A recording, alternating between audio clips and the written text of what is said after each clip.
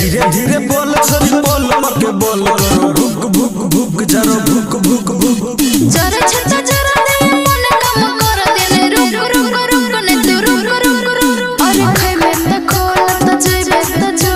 खाली कहि छी छोड़ा झुक झुक झुक धीरे धीरे बोल छोरी बोल मके बोल भुक भुक भुक जरा भुक भुक भुक जरा छता जरा दे मन काम बढ़ देले रुक रुक रुक ने तू रुक रुक रुक भुक भुक भुक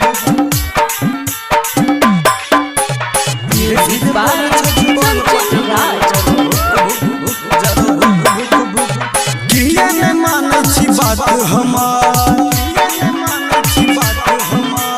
जाने छियो रे तोरा लागे छोड़ किया ने माने छी बात हमार जाने छियो रे तोरा लागे छोड़ ओए लागे छोला जे छोड़ पाने आज हेरे ताकै छी खाली